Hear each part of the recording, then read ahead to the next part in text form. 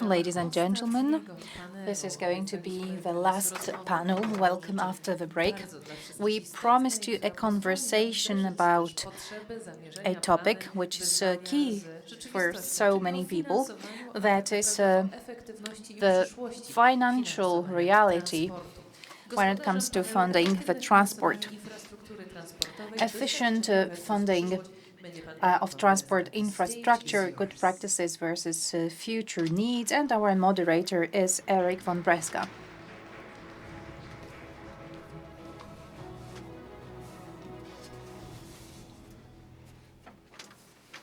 Welcome to this last but certainly not least important panel of today, where we are going to look at how we are going to finance in an efficient and in an effective way transport infrastructure. Now, this doesn't sound like a very important topic, but in fact it is, because as we have found out earlier today, the needs in terms of transport infrastructure are huge, but the budgets which are available are very limited. So the needs always will exceed the available money. And this obviously means that we need to make sure that we spend each and every euro in the most efficient way.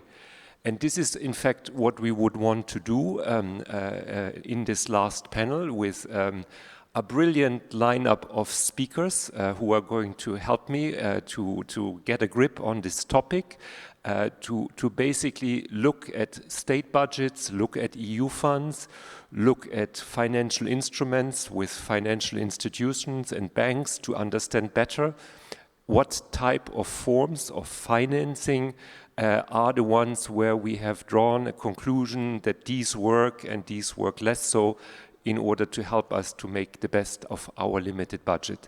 So I have, I think, 7 speakers who I would wish to come to the stage. First in line is Maciej Lasek, who is the minister at the Ministry of Infrastructure of Poland. Maciej, please.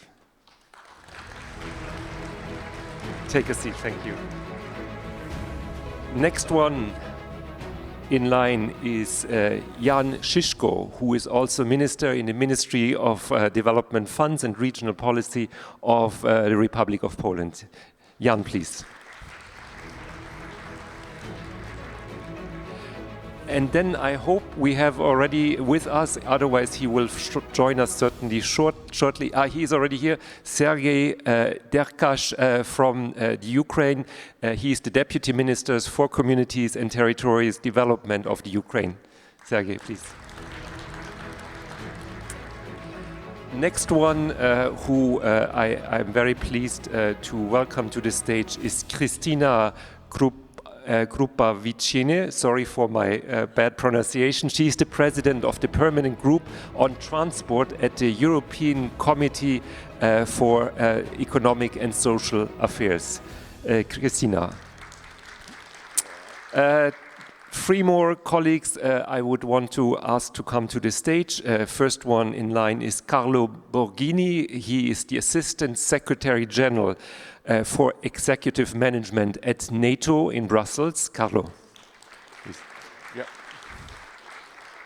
He will have to leave us probably a bit early because he still has to catch a plane back to Brussels. Next one, last but not least, Christoph Kuhn, Deputy Director General at the European Investment Bank in Luxembourg. Christoph, please. And last but not least, Manuela Rocca. She is the Deputy Director General of the tunnel European Lyon-Turin. Manuela, thank you for being with us. Please have a seat.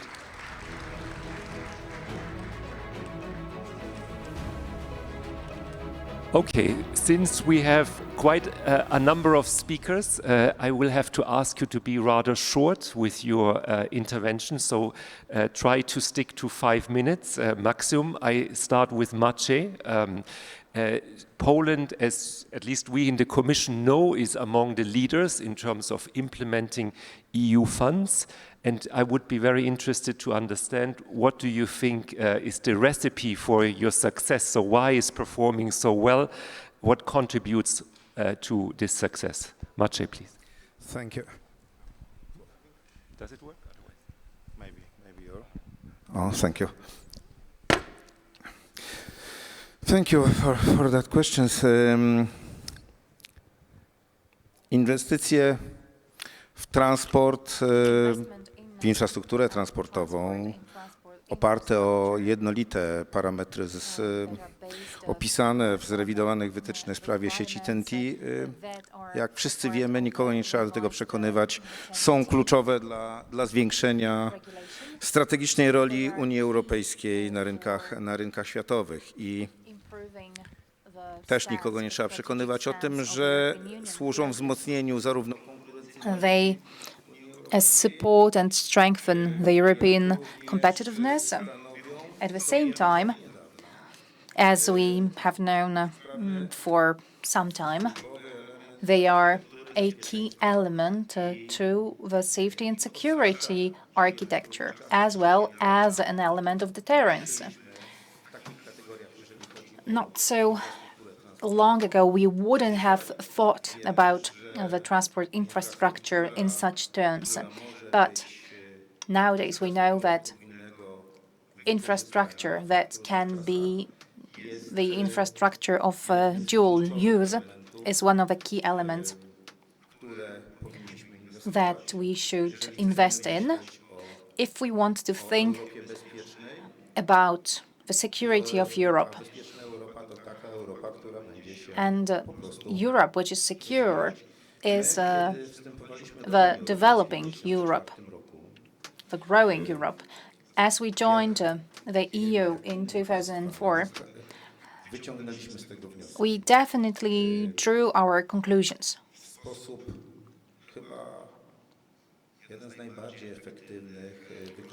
I believe we are one of the most effective countries when it comes to the use of the EU funds for infrastructure. We are definitely the leader. And nowadays, ladies and gentlemen, it's very difficult to show one single rail track that wouldn't have been built or upgraded using the EU funds. The effects of our work are visible. Even last year, we noticed the highest number of passengers using our railways. Over 40 million people. And it's quite difficult to encourage people to switch from cars to trains. And this is an element that should become our goal if we want to develop the infrastructure. We are getting better and better at it, and we compete with roads. What we managed to achieve when 20 years ago we had only 500 kilometers of expressways and highways. Right now we have 5,000 kilometers of such roads. 10 times more. Everybody who drives a car in Poland, when they go abroad, coming back to Poland and using our Polish infrastructure of expressways and motorways, I don't want to offend anybody, but they realize that they come back to Europe when they come to Poland. We have one of the best and most modern road networks. That's a great example of EU funds spent well. And I could go on and on, citing different examples. But you need to have the right regulatory environment if you want to absorb EU funds. It is difficult to build a new airport if you don't have a special act of law. We have a special act of law for roads.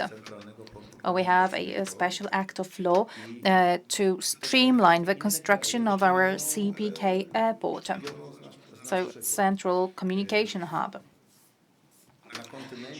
Other countries start to use our example. In our continent, it is becoming more and more difficult to find space to build new infrastructure, to build roads, railways, or nuclear power plants. You need special instruments to find investment grounds, and such solutions are very important. But there's one more thing that is even more important, that's the stability of funding. We need to understand what are the conditions, what's the legal framework, what's the financial framework, what kind of competitions and tenders we will be competing in, and then long-term programs, multi-annual programs. What we need is to have a description for funding opportunities for the next years to come, because we don't want a project to be stopped due to lack of funding. In Poland, we have such long-term projects like the CPK hub that will comprise 480 kilometers of high-speed rails and hundreds of kilometers of roads, as well as a massive airport. There are really few greenfield-type investments in infrastructure. Many countries have failed. And yet another very important element is that we need to optimize. Despite funds that are earmarked, we need to have a good look at every euro that we are going to spend. Well-invested money has a great return, but it's never a good idea to spend money on projects that are not useful.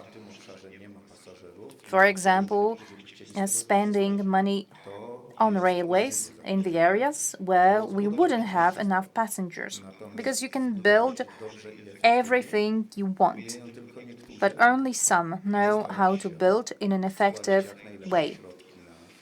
What we are trying to do is to gather funds for co-financing, to co-finance our projects. I believe that in the last years, we have proven that we have nothing to be ashamed of. We should be really proud of what we do. Thank you, Maciej. Take a note, you referred, among others, to the need to have a regulatory framework in place, predictability of funding, doing a proper cost-benefit analysis before you start building projects. This brings me to Jan, in fact, because you are certainly, or your ministry is certainly the ministry in Poland which has the biggest overview, because you're basically coordinating all the EU funds beyond transport. So you certainly have very, very good insights in terms of what works, what doesn't work. Do you have any, suggestions to us how you would go about this question, how to effectively finance transport infrastructure? Jan, please. How this works? It works. It works. Okay. So I would start with thanking the Ministry of Infrastructure, Minister Lasek, Minister Klimczak, for organizing this occasion to speak and share views on transport in general, but also the financing thereof and the future of financing transport infrastructure in Europe in the coming years. So since 2004 until 2027, we're going to reach around 75 billion euros investments in transport from European funds, be it cohesion policy, be it CEF or the RRF. And that scale of investments has already resulted in severe macroeconomic effects, with the fastest economic growth of Poland that has been built around modern road and railway infrastructure to a larger extent, which serves as a proof that an investment in state-of-the-art infrastructure is with the benefit, of course, to the Polish economy, but also to the European economy and to the economies of the countries who surround Poland as well.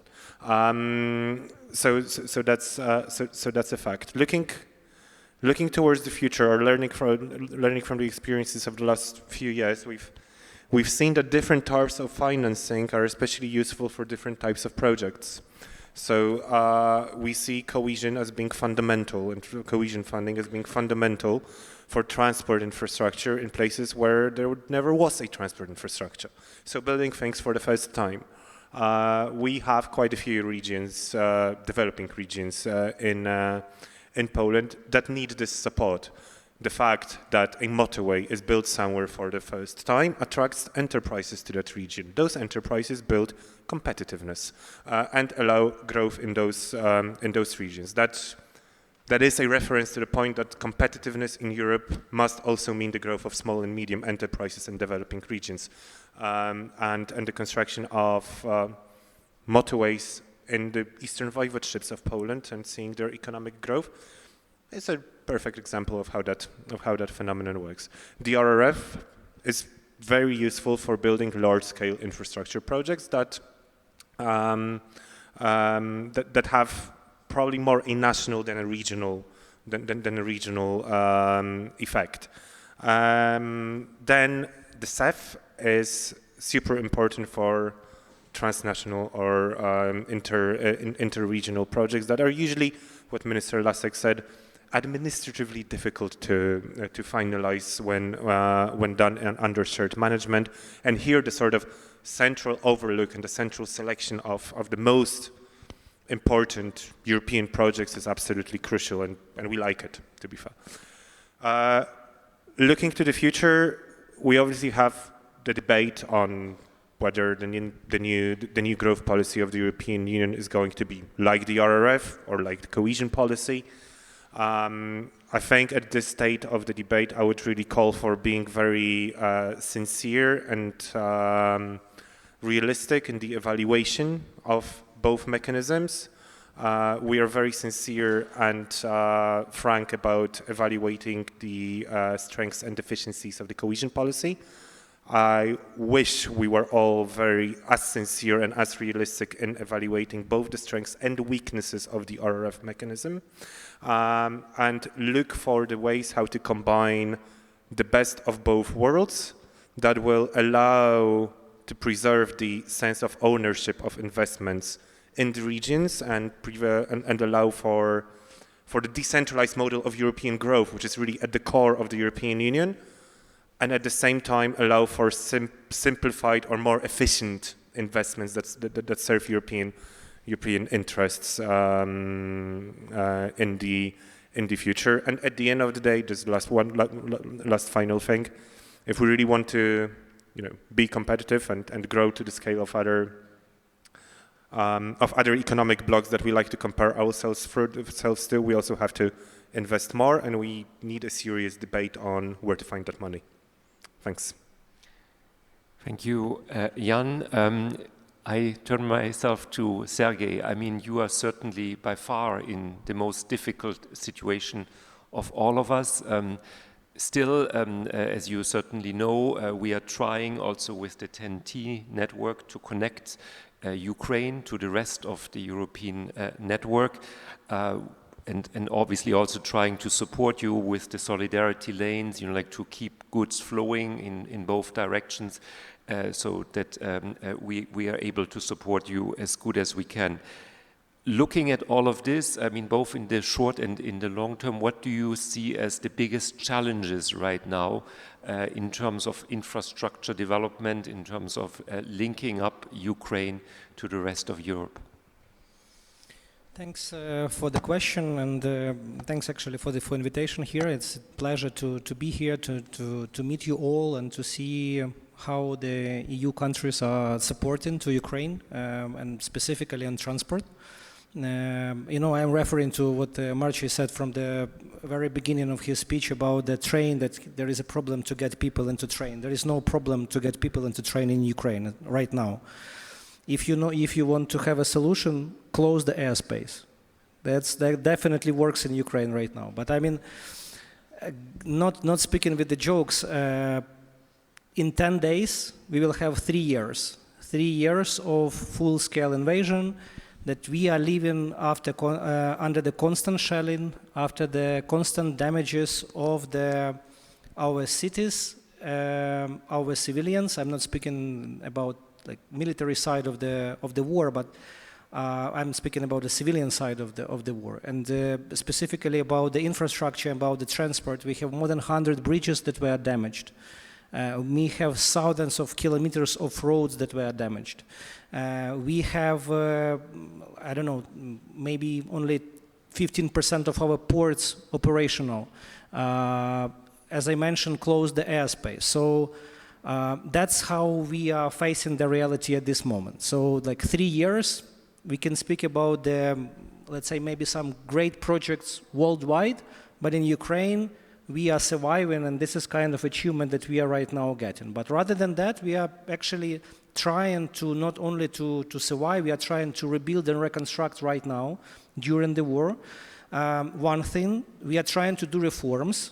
We are trying to digitalize all the procedures, and actually we are trying to go through the accession all the path, which is actually quite new for us and quite difficult for us. It's not that easy. So I will speak about the general challenges that we have as the post-Soviet country. We have the wide cage that you cannot integrate it technically for the rails. We have some legislation issues that we cannot fix it very quickly. But generally, we are all working to make it happen. My comment here on the priorities for Ukraine and in terms of the investment, my first comment here in terms of investment in the transport infrastructure, specifically with the corridors to Ukraine and within Ukraine, that it's very much pays back to Europe. So if you will calculate the figures for the export from Europe to Ukraine, it was increasing gradually starting from 2022. For example, for the last year, 24, it's 11% more of export from EU countries to Ukraine than in 2023. And each year it's growing. For example, export from Ukraine to Europe, like import, increased only in 5%. So the export is growing from EU to Ukraine, which means actually that it's also, from the economic perspective, it's very wisely to invest in the transport infrastructure. Definitely, all the logistical chains changed, starting from the first day of the big war. Without the ports, we started to think about more using rails and definitely roads, unfortunately probably, but that's what we have. And here I would say the main challenge is the border crossing. We have in Ukraine 41 border crossing points for roads with the EU member states and Moldova. And it's big actually infrastructure objects where you need also huge investment to expand the capacity. So that's what we are focusing in Ukraine right now. We prepared the strategy for border crossing development up to 2030, which a precise action plan, how we will increase the capacity of the BCPs and what it will give us and also EU basically from the economic perspective. And that's how we need all to think about and to focus all together because BCPs for us, it's a huge bottleneck at this particular point. Thanks for the decision of the EU Commission and EU in general for the including and expanding the routes, TNT routes to Ukraine. It definitely helps. It definitely helps the other financial mechanisms like CEF. We are funding for the several years. We started already with the BCPs. We are starting with the other projects for rails and for some of the maritime area, actually to expand our capacity in transport because of CEF And we are very much dedicated, because for us, as you can imagine, it's difficult to actually ensure stable financing from the state budget. But we are basically prioritizing the transport projects and BCP projects. So we're ensuring that 50% of payment, which is actually on our Ukrainian shoulders, they are paid and they are, let's say, projected from the state budget.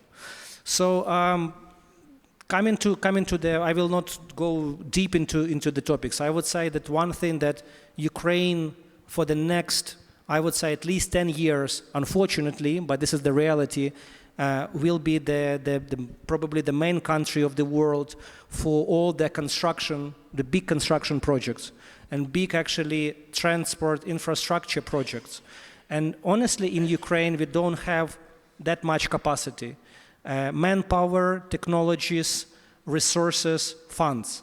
So that's also the big market for the EU transport companies, infrastructure companies, construction companies to come to Ukraine, to work with the Ukrainian companies, actually, and to invest in Ukraine, to build the proper transport infrastructure which pays back both to the EU countries and to Ukraine. And definitely support from all the member states, and the support with the quick and accelerating the accession Ukraine to the EU would definitely help us, and we are, as I mentioned from the very beginning, we are putting all the resources to this procedure at this point as well. Thank you. Thank you, Sergei. I pass the floor then to Christina.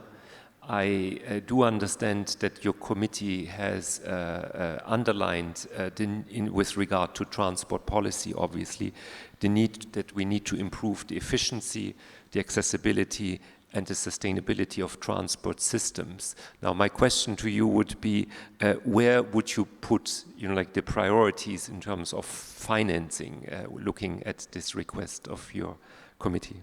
Christina.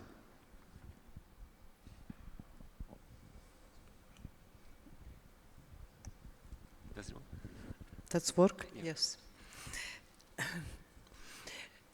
Ja chcę wykorzystać możliwość. I would like to answer that question in Polish. I don't often have this possibility, this opportunity. As I'm here in Poland, I will gladly use this opportunity. Welcome, everyone.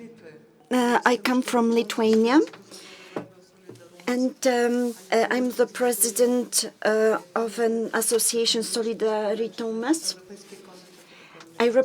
I'm representing here the European Socio-Economic Committee, and within TNT network, I take care of energy-related problems. The members of our committee represent different environments of employers, and different, refer to different layers of our society. We are presenting our opinions, and the conflicts of the legislation of the European Union versus the civil society. What do our citizens expect from us? When we are addressing a word to our residents, they say that they want a transport that would be available, reliable, and they want to have the possibility to reach their jobs. They don't want to lose time in traffic jams. They would, as employees, they would like to reach their workplace within half an hour. Citizens say that they want good flow of goods. During COVID, we had the opportunity to experience problems related to that. On the other hand, the development of home delivery, which created traffic jams also in the delivery systems.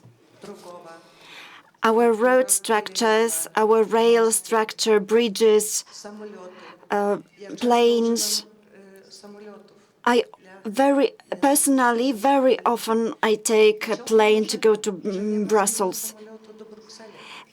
I keep complaining that there is no direct connection, that I need to go to Warsaw and then to Brussels. It's important for all of us to have transport that will be available and affordable and fast. We talk a lot about EESC, about financing, and I will keep stressing that there is a problem that needs to be named. EESC carried out a certain questionnaires, tests in 5 countries. 69% of respondents said that it was very important to carry out the ongoing projects. 52% respondent answered that it was important to increase financial resources. 48% said that intermodal nodes for goods and people was crucial.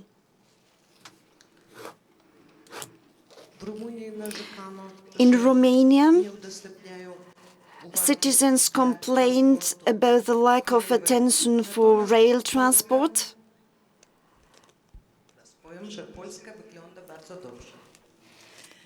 The situation in Poland is very good. 80% of the main road infrastructure, 80% of respondents said that road transport is still the main mode of transportation to access their destinations in daily life. Sea bridges, passenger ships that carry out the function of bridges. We could compare it to bridges, sea bridges.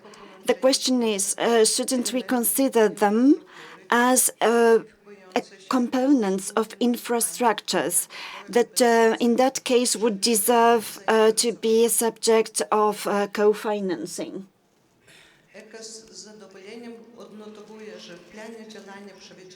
In the program of actions, there will be also a call for proposals, opinions about related to the projects that deserve support.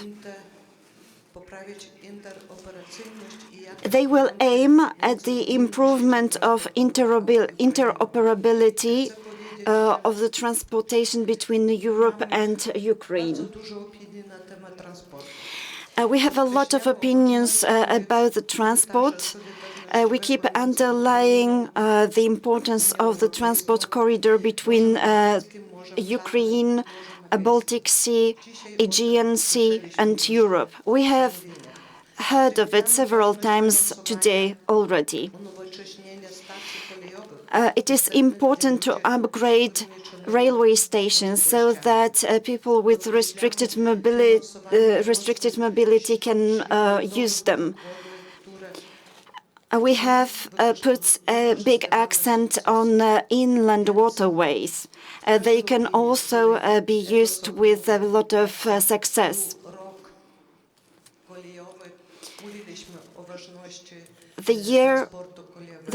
There is a year of railway that during which we kept underlying the importance of a railway system. We keep coming back to the problem of financing. The European Union and its funds, it's not the only source of financing. We also need to raise our local governments so that they also invest in the infrastructure.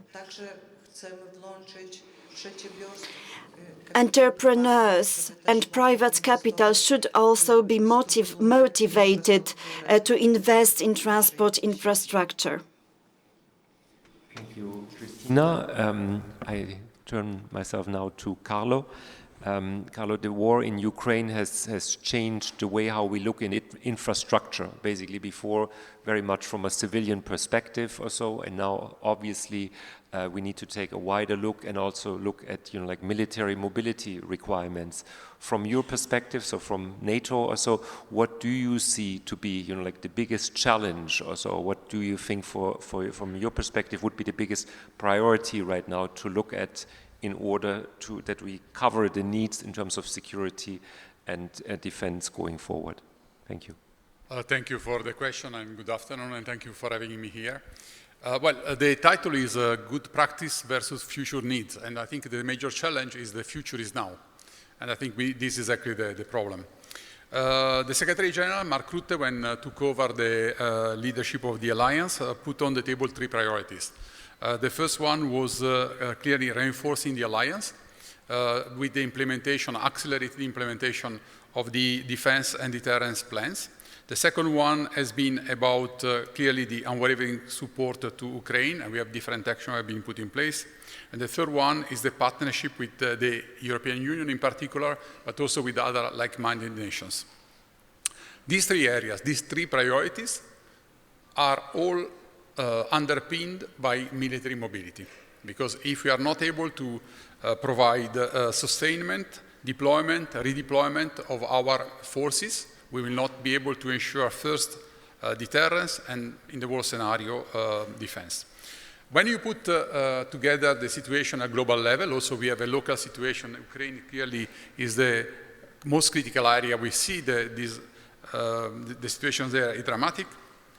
The economists consider at the moment we have 55 conflicts in the world. It's the highest number of conflicts ever after World War II. And when you look at the different geopolitical dimensions, as much as possible, and you look at, for example, the relation with China, we know the tension between the US and in relation to China and what may come up. We forgot that Europe is the same distance to China on the other side than the United States. So we don't have anymore a local problem. Whatever happens somewhere in the world has impact, would be on the east side, on the south, on the North Arctic, and so on and so on. And we see all how it's developing. So one of the key elements to make operational and effective the defense and deterrence plans is, as I said, military mobility. And we consider it as the integrated set of action, realizing multimodal corridors, logistic hubs, regulatory measures, and would bring down barriers today that are still present. We see too often, still today, ad hoc solution instead of a solution by design addressing the matter. Last decade, nations, and in particular our allies, reduced their mobility on transport capabilities, and especially in the rail domain, that is one of the key components of the military mobility. And only now, due also to the evolution situation in Ukraine, these action plans are restarting. So we are really somehow late in this respect. Transport and multimodal transport is a key concept of the NATO defense. We need to start an irreversible process, and I think we have the opportunity also the MFF 2028, 2035, all the funding still remaining in the current MFF, and so on and so on, by design where mobility, military mobility is fully integrated in the evolution of transport networks. It's already today demonstrated that more than 95% of TEN-T corridors are overlapping military corridors, so we are already quite in advanced. But what we need to ensure is to ensure a network, so to fill the gaps, and to fill the gaps in a systemic manner.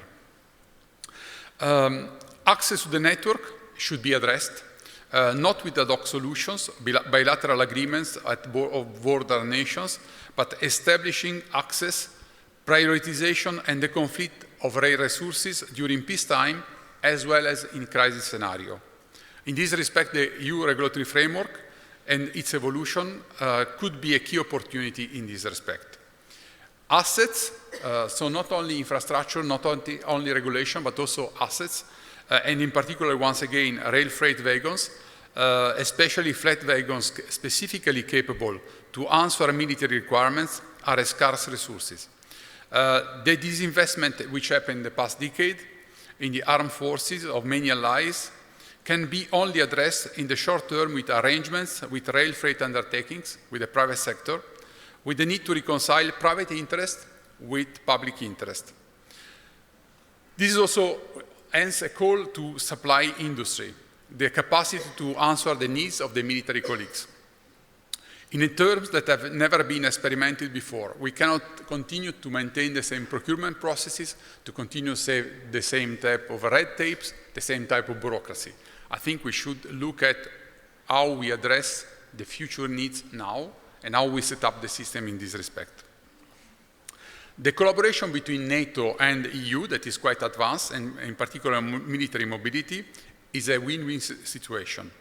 NATO can provide the requirements, standards, plan, strategic military views on how to operationalize the defense and deterrence action plans, bring in the transatlantic dimension, the European allies, in particular of the European Union member states, but also the United States, Canada, the Western Balkans, Turkey.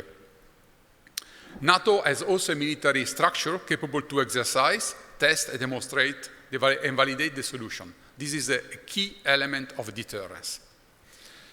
On the other side, the EU can address regulatory aspects within the EU and with their partner nations.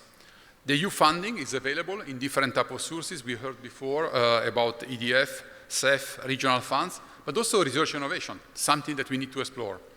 And finally, the collaboration at, I would say, more policy level with the European Commission, the European External Action Service, the military staff, EDA, from the procurement side, are all counterparts of how NATO can contribute to create this type of results. Already now, 4 priority corridors have been identified, and I think this is a key element of the focus we can put on achieving results. I think the Secretary General is really insisting on how we can implement, moving from ideas and plan and policies on implementation. I think this is what we need now. We need also to continue the simplification of custom procedure, because sometimes these are the obstacle of movements. So, in this scenario today, the hybrid threats we are subject to, the one we observed in the different war theaters Ukraine started with, show how total resilience resulting from a combination of civilian and military resources is a must. We don't have the luxury of time. We need to show resolute, we need to build on deterrence in a hybrid warfare context, and we should be able to move to defense when deterrence would fail. And this is the reason why we consider military mobility one of the cornerstones of the capacity to deliver defense and deterrence in NATO. Thank you. Thank you, Carlo. I pass the floor now to Christoph. Christoph, you certainly have also read, like most of us, hopefully, the report of Mario Draghi, where he underlines very much the role of the European Investment Bank in supporting financing transport projects and also facilitating the transformation of the transport sector as such to make it fit for the future. Now, with public budgets under pressure, it seems to be very obvious that we need to become more creative. We need to use financial instruments also for financing infrastructure projects in this area. What, from your experience, are the lessons learned so far? What do you think works? What do you think doesn't work so well? Christoph, please. Thank you, Eric, and good afternoon, ladies and gentlemen. Indeed, I mean, we have heard now very clearly, and I think it was mentioned throughout the day, that number one, the investment needs in transport and infrastructure in general are gigantic. No budget in national terms, but also in European terms, is sufficient to finance all of that, at least not in the time frame that we have available. The TEN-T network alone until 2050, its completion will require, I think, something like 2 trillion euros. It is absolutely massive what we all need to mobilize. And I think I also would like to confirm what Minister Žižko said, that it's not only about money, and money can finance many things. It's about not only doing the right things, but doing things right. And I think on both counts, EIB can play a role. We are sort of seeing ourselves as a tool, partner to member states and the European Union to indeed find solutions to finance infrastructure, both in the classical way, but also in innovative ways. And let me mention maybe 4 elements where I think we can all continue to develop ideas and further develop, especially when we think about the next multi-annual framework. I think, first of all, what is really important is that when we look at infrastructure projects, that we make sure we are financing quality projects, projects that meet the requirements of technical and economical viability is really important. We need to make sure that these projects fit to the criteria that both the society but also the industry have. We don't oversize them, we don't undersize them, we make them fit for purpose, we make them safe, sustainable, accessible, and efficient. And I think for that, EIB can offer quite a lot, because not only when we finance a project, we look very precisely at these 4 elements, but we also offer advisory services to make sure that regions and governments have the means to have the capacity and the means to design quality projects. Secondly, I think it's very important when we finance projects that we crowd in, you said it, the private sector needs to be part of it. We need to make sure that we mobilize other sources of funds on top of what is available at national and union level and regional level. And for that, I think a bank like the EIB can help, because other banks take comfort when the EIB finances large tickets in projects, and therefore we have the ability to bring along partners. And I think that's also very important that we want to retain in the next years. By the way, I think for Ukraine, this is a particular point of attention, because we believe that once we massively reconstruct Ukraine, to bring in the private sector fast and at scale will be absolutely crucial. And that's where we believe that we can add some value to the picture. Thirdly, I think we often forget when we discuss infrastructure the topic of innovation. We believe that innovation can play a key role to overcome challenges, especially when it comes to transport safety and efficiency. Traffic management systems, artificial intelligence, autonomous solutions, mobility as a service, all these elements are also risky sometimes, especially when younger companies bring and try to bring their ideas to scale. And here, thanks to the support and the partnership that we have with the European Commission, there are programs like InvestEU and others where we can actually add value by de-risking some of these investments and bringing them to scale together with private investors. And then last not least, I would pick up on what you said at the end. We need to reduce red tape, and this is also true when it comes to financing infrastructure projects.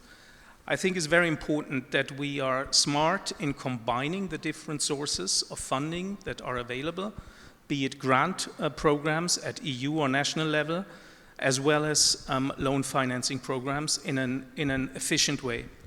We do have some very interesting pilots, actually with the Commission, with DG Move. The CEF Transport Blending Facility is one of them, where we actually combine in one single one-stop shop process the access of loans and grants in one process, thereby reducing the bureaucracy that sometimes come with the application of different sources of funds. We need to get better in Europe, and I think also we as EIB need to be self-critical here. We need to make this less burdensome for promoters and make sure that we are faster, more agile and efficient, and of course have the necessary documentation that is needed, but not more than that. And clearly something that needs to be worked on, and I guess we are all aligned on this. I stop here. Thank you very much. Thank you, Christoph. Last but not least, I go to Manuela. You are in charge of one of the biggest infrastructure projects which we have in Europe, which is the Lyon-Turin tunnel. So keep our fingers crossed that everything works out. But who better to ask than you what is your experience, like in terms of preparing and managing such a big infrastructure project? So what are the lessons learned for you from doing this? Good evening. First of all, thank you for giving me the opportunity to talk about our project in this important conference and about the importance of the EU support and the EU fund. TERT, Tunnel Rolpin Lyon-Turin, is the public promoter responsible for the construction and after that the operation of the cross-border section of the new Lyon-Turin line between Italy and France. It's a very complex project covering 65 kilometers across the Alps. The main goal is the construction of a big tunnel, the base tunnel, that is the deepest, the longest tunnel in the world. So, with this base tunnel, it will be possible to shift almost 1 million trucks from the road to rail, avoid 1 million of ton equivalent of CO2 per year. So the perspective of this project are help for the decarbonization of the transport. But and today this project is ongoing, is under construction completely. We are in operation with 2,800 people that are working in 10 construction sites in France and Italy. And during this phase, we are faced with the effort to apply all the best solution possible to reduce the impact and ensure the sustainability for this phase from a social, environmental, and economic perspective. If the infrastructure in the operation phase is a positive effect at the local scale, also at the entire corridor, the Mediterranean corridor. At the same time, the challenges of financial sustainability during the implementation is very significant. Our experience shows that binational projects, in general multi-country projects, are very complicated, more complex, and faced for significant obstacle, not only technical but also legal, regulatory, cultural obstacles, and also political obstacles, because sometimes we are faced to different priorities of member states. And the economic support of EU Commission since the beginning of our project has been a crucial factor to focus in states on this priority, on the priority of the TNT corridor implementation. With reference to cost, our project is approximately 11 billion euro. And this cost is divided between Italy and France with the contribution of the European Union. Until the previous grant agreement, the European Commission has guaranteed always a contribution of 40% for studies, 50% of works, civil works. Now, the decision to support the cross-border section in this program with a rate up to 55% was is really important, a really strategic choice for us.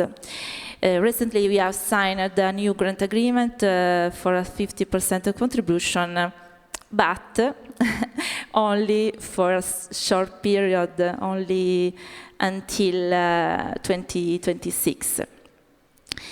So what the states were waiting for? Probably not, but because I would have expected a longer coverage. But it's important to say that this contribution was among the highest contribution at the European level in this call, and we are very proud of that. To have visibility on long period coverage, in my opinion, and the possibility that this work, this project can continue to account on contribution of Europe. Another best practice is the implemented decision. Is an agreement between the states, TELT, and the European Commission.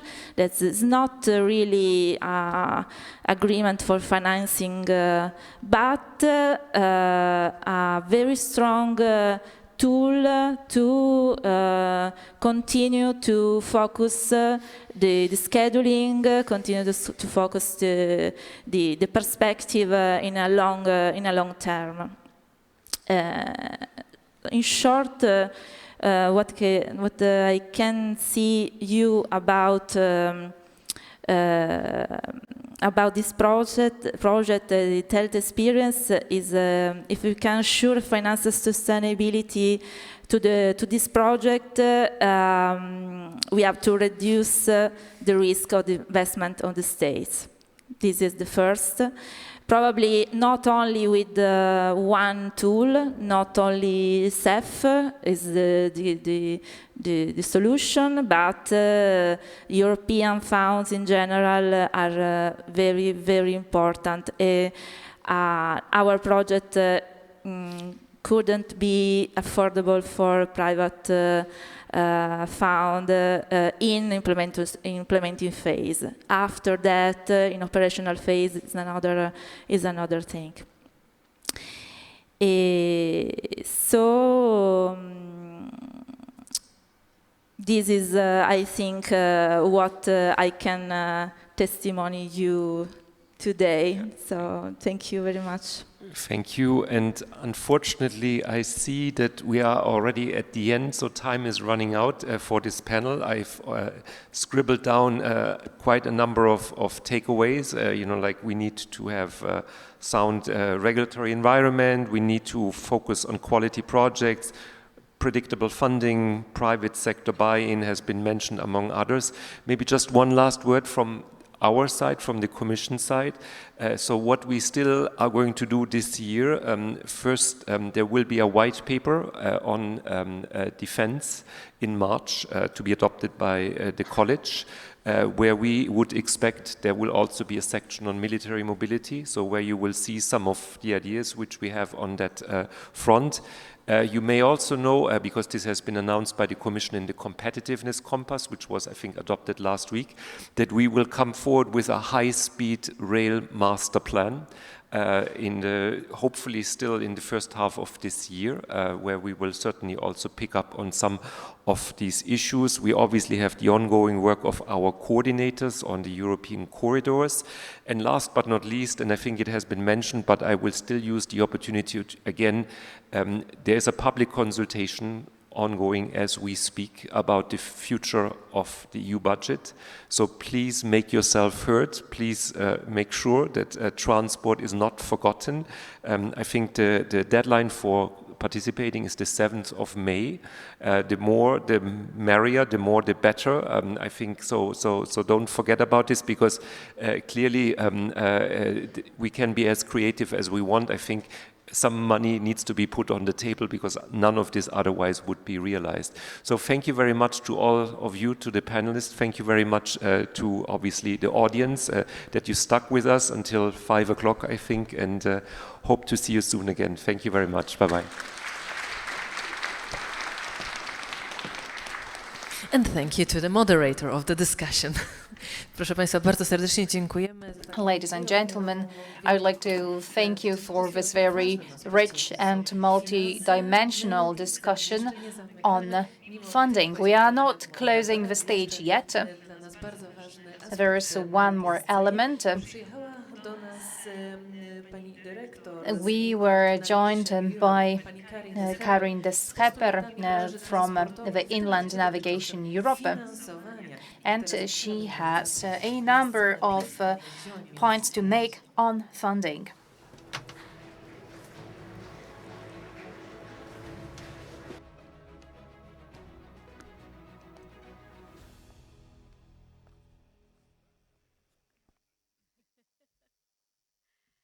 Thank you very much, dear Minister, dear Mrs. Director General. We are not one, we are 3, and we are 50, and we are 6 million.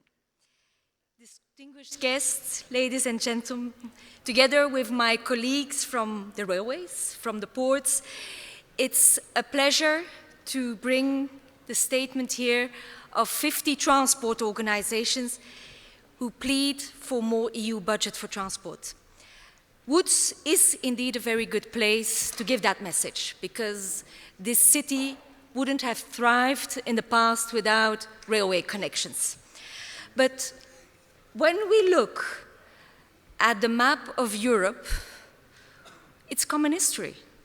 I mean, where do the majority of the people in Europe live? At the seashore, at the crossroads of rivers, of roads, of railway connections.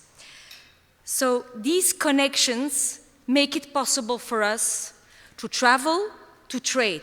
It shapes our European identity. It shapes our welfare, our prosperity, and our cultural heritage. Now, today, standing here with ANSYS, Zeltins, with Alberto Mazzola, I invite you to really envision behind us the 50 organizations, the 6 million, more than them, 6 million, working every day in transport to connect Europe. And to do this over land, over water, and in the air. To work with physical infrastructure, with digital infrastructure, working on climate mitigation, on climate adaptation, working on renovation and also innovation. I know that today I'm preaching to the converted. I'm saying nothing new, but really, how are we going to sustain our European companies every day without EU investment in our multimodal transport routes? How are we going to make sure that there is sustainable tourism and sustainable mobility? How are we going to move troops and equipment across borders when we are not prepared, when we don't have the EU investment in a well-functioning transport network, knowing that a single bottleneck on a national territory can cause disruption across borders? A transport network sometimes sounds like a given, like a noun. Network is a verb. It's very hard work and joint work. And of course, PPPs, we heard it today, will help us. And we are very open to all kinds of other solutions. But let's not have also illusions. We have discussed PPPs before, and in the case of EU public goods, we will need EU public substantial investment to solve bottlenecks, to innovate, to climate-proof, and also to security-proof. Crisis response is not sufficient. It is public diligence to anticipate, to create predictable EU funding, especially in the case of infrastructure. Now, yes, we are preaching to the converted, but we want to seize this opportunity to call upon all of you to work together with us. And really, in these critical times, it's so important. Next week, there is the General Affairs Council, and the EU long-term budget, the MFF, is on the agenda. So far, we saw some nice proposals, some text circulating, but we didn't see robust EU investment plans for transport infrastructure. So let's network to make that happen. Let's network to continue to connect Europe. We have an excellent Connecting Europe facility, underfunded, unfortunately, but it should not be thrown overboard nor under the bus. Let's make it a strong, robust budget line in the future competitiveness fund.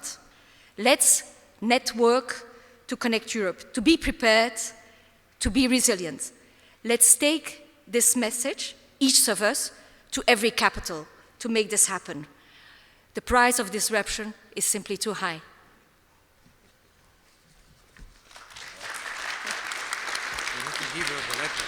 So, and now we would like to take the opportunity to hand over our declaration to Mrs. Magda Kopczynska, but also to the State Secretary. Proszę Państwa, na scenie dołączają do nas pan Maciej Lasek. Ladies and gentlemen, we are joined by Maciej Lasek, by Magda Kopczynska from DG MOVE of the European Commission, and they will accept this open letter that was signed by 45 organizations. This is an appeal to increase funding for transport as a part of a multi-annual financial framework. The letter is being relayed to Poland, to the representatives of Poland, which is holding the presidency of the European Council. Bardzo serdecznie dziękujemy. Thank you very much. Thank you very much for this official handover of the letter.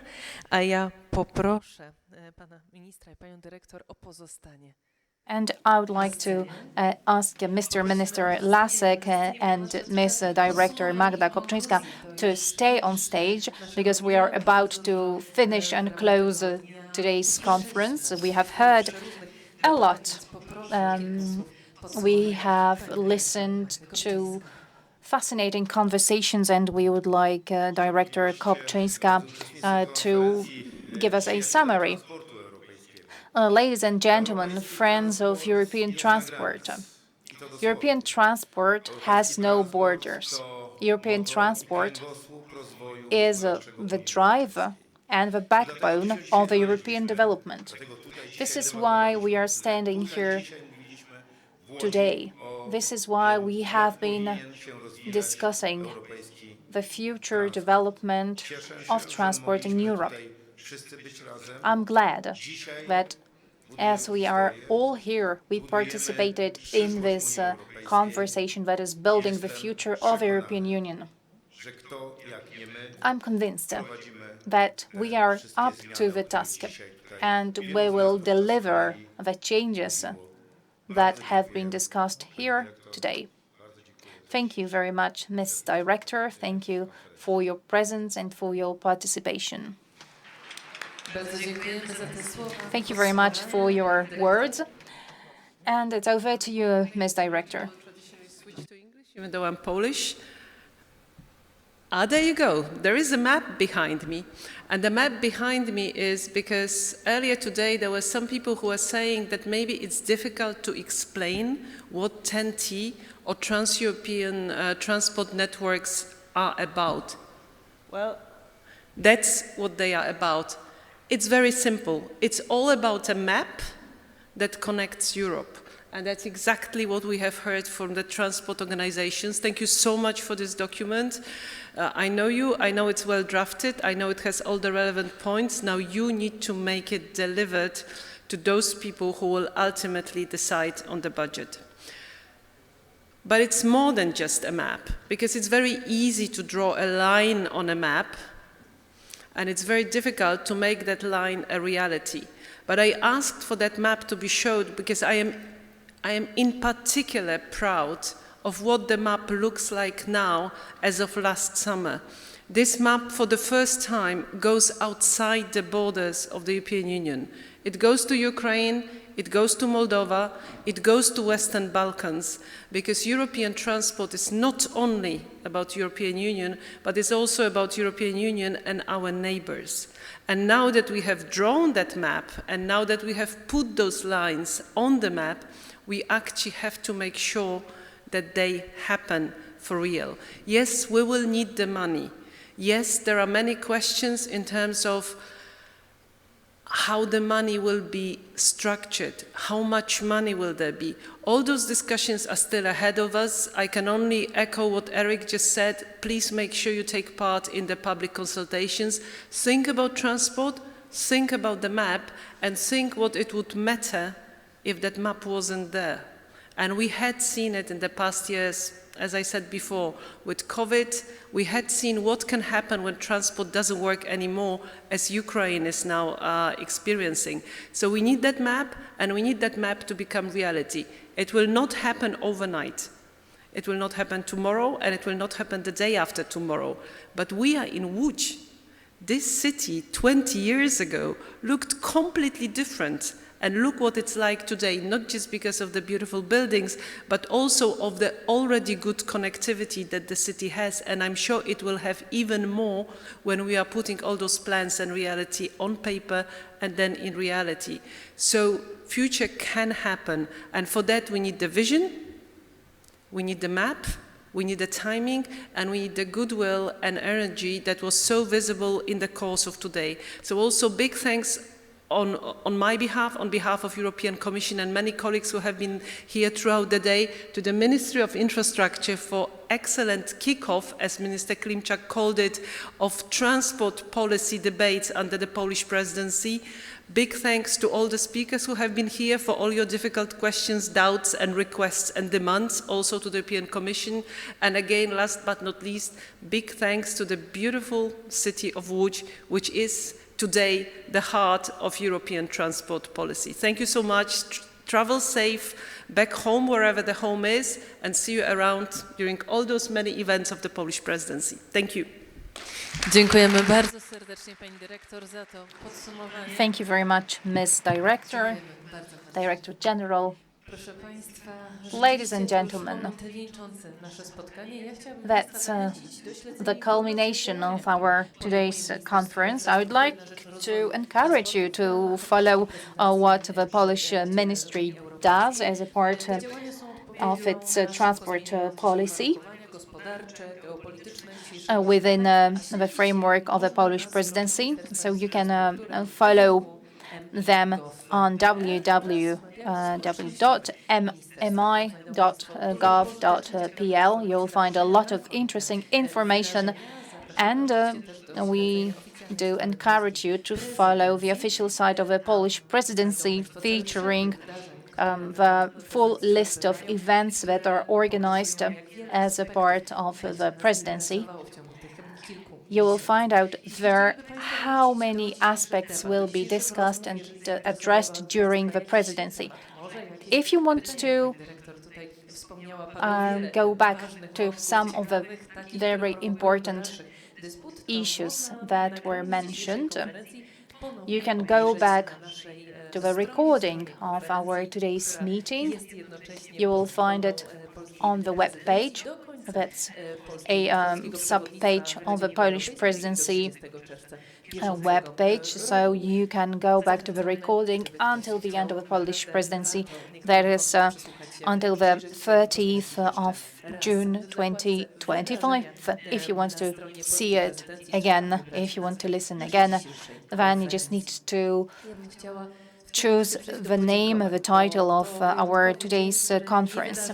And now I would like to move on to my greetings and expressions of gratitude. So first of all, I would like to thank our moderators who had a very difficult task because the topics were not easy to discuss and their time was limited. But we would like to thank all the participants, all the panelists, moderators, and I hope that those conversations will be continued. And then I would like to thank, on behalf of the Ministry of Infrastructure, I would like to thank the co-organizers, Polish Railways, the city of Łódź, Łódź Tourism Organization, and the Łódź Voivodeship local government authorities. We would like to thank all of those who are here with us in person and those following us online and participating online. So thank you very much once again. And if you are using the interpreting headsets, we would be very grateful if you give them back. So once again, thank you very much and see you the next time.